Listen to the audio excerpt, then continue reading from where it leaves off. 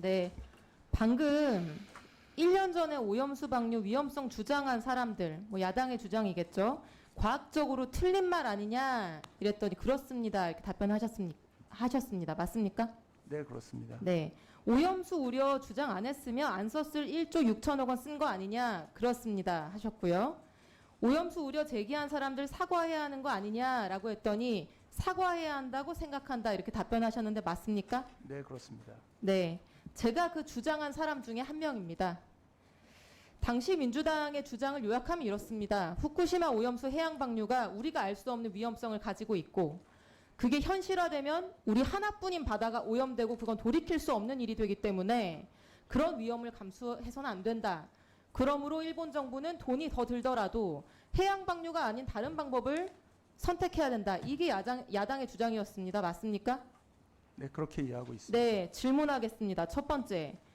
실장님, 야당의 괴담 선동이 아니었으면 쓰지 않았어도 될 예산 1조 6천억 원이 투입됐다 말씀하셨습니다. 슬라이드 세 번째 거 보여주세요.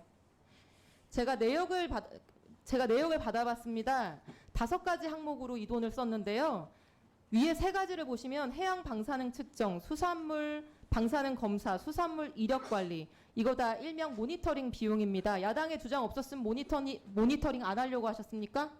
모니터링을 해야 되는데 과도하게 할 이유는 없었다고 생각은 듭니다. 1조 6천억 원 다 그렇게 말씀하시면 안 되는 거잖아요. 다음 슬라이드 보여주시면 실장님, 우리 정부가 금과 옥조처럼 여기는 IEA 보고서에서 지속적인 모니터링 필요하다고 했습니까? 안 해도 된다고 했습니까? 지속적인 모니터링 필요하고요. 지속적인 모니터링 역시 적절한 수준에서 하는 것이 필요하다고 생각합니다. 어디까지가 적절한 수준이었습니까? 국민들이 80%가 우려하고 있는 상황에서 그러면은 그 지점을 줄였어야 됩니까? 횟수를 줄였어야 됩니까? 모니터링 자체 필요하다고 지금 말씀하시면서 모니터링에 대한 예산을 다 야당의 괴담 선동 때문에 지출한 비용이다?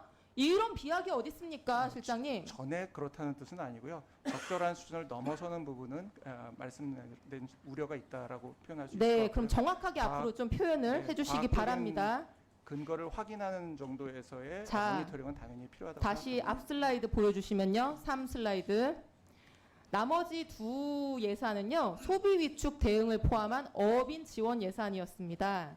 그런데 소비 위축이나 수산물 우려는 우리나라에서만이 아니라 태평양 인근 지역에서 보편적으로 일어났던 현상이죠.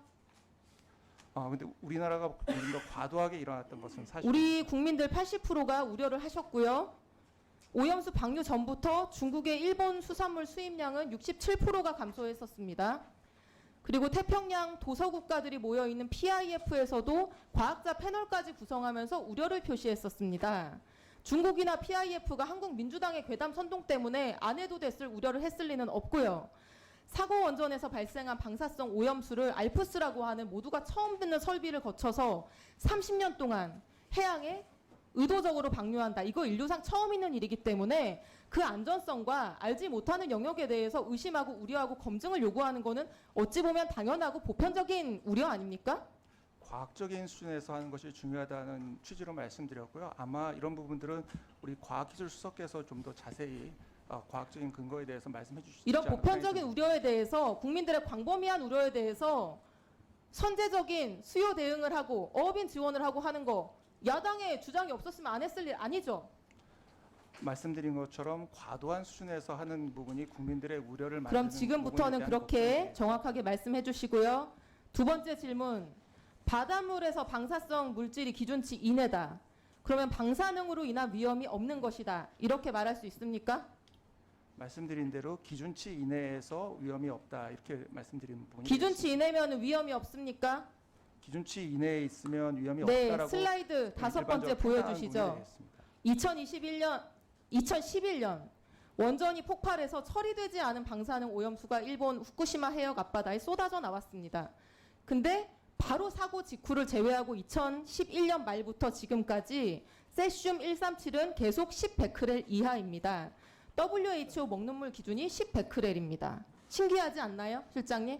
이해해 주시면 아주 잘 설명을 과학기술수석께서 해주실 수 있을 것 같습니다. 실장님이 방금 사과해야 된다고 말씀하셨고 지금 과학적으로 말씀드린 틀린 말씀이라고 말씀하셨습니다. 네. 이 정도 검토도 없이 이 정도 지금 주식도 없이 말씀드린 대로 그런 확언을 충분한 하셨습니까? 검토가 이루어졌고요. 그런데 야당의 주장이 국민들께- 과학적으로 틀린 말이라고 과학적 지식도 없이 확언하셨습니까? 답변을 아니, 계속 해주시고요. 네, 말씀드린 자, 대로 제가 신기하시죠? 네, 실장님 아니, 일단 신기하지 질문을 않습니다. 들어주세요. 이미 알고 있는 자, 사실이고요. 자, 우리가 실장님 방사능에 제 질문을 피폭됐을 때도 들어주세요. 마찬가지로 일정한 질문을 수준을 듣고 넘어서야 문제가 답변해 있다고 주세요. 생각하는 것이 되겠습니다. 자, 지구 바닷물의 양이 얼마인지 아십니까? 13억 7천만 세제곱킬로미터입니다. 상상할 수 없을 만큼 큰 양이기 때문에 오염수 200만 톤 정화 처리 안 하고 부어봤자 희석의 효과가 너무 큰 겁니다. 파란 하늘에 검은 연기 내뿜어도 하늘이 검어지지 않는 것과 같은 이치겠죠. 자, 슬라이드 6번째. 이거 올해 5월 데이터입니다. 후쿠시마 앞바다. 역시나 삼중수소, 세슘 다 기준치 이내입니다.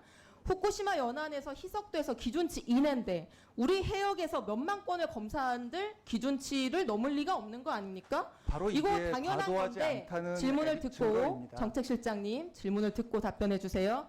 이거 뭐 당연한 거를 새로운 사실인 것처럼 논평까지 낸다는 말이에요. 대한민국 해역에서 1년 동안 검사해봤는데 아직 안 나왔다? 이걸 가지고 야당한테 사과하라는 이게 유일한 근거인 건데 안 나오는 게 당연한 거 아닙니까? 이거 논리야 놀자 수준의 얘긴데 이걸 가지고 야당한테 사과하는 게 맞다? 이거 정책실장님 말씀하셔도 되는 얘기입니까? 슬라이드 7번째. 안전한지 아닌지 아직 그 부분은 제가 모르겠는데 말씀드려야 될 것 같은데요. 세슘 우럭 같은 걸 이미 보면서 우리가 후쿠시마 기준치 앞바다에서 이내더라도 기준치를 넘지 잠재적 않은 위험성이 있다. 상황에서 이렇게 추가적인 말하는 게 검사를 과학적인 계속하는 태도입니다. 것이 과학적이지 후쿠시마 않다는 앞바다는 말씀입니다. 실장님, 세슘 137이 질문 들어주세요. 2011년 말부터 계속 먹는 물 기준 이내이지만 그 해역에 사는 우럭에서는 180배에 달하는 세슘 범벅 우럭이 발견됐습니다. 그 이유는 뭘까요? 플랑크톤, 작은 어류, 큰 어류에 이르기까지 생물적인 농축이 일어날 수 있다라고 많은 생물학자들이 지적하고 있는 위험성도 있는 겁니다. 여기에 대해서는 아직까지 아무런 검증이 이루어진 바 없고 지금 예정된 방류량의 4%밖에 방류되지 않았는데 뭐가 과학적으로 틀린 거라는 말이에요. 과학적인 기준을 가지고 어떤 일에 접근할 수밖에 없다고 생각되고요. 그 과학적인 기준이 과도한 수준인지 아닌지에 대해서 평가할 수는 있지만 기준 내에서 기준을 넘지 않았다면 위험이 없다라고 평가하는 것이 합리적이라고 생각됩니다.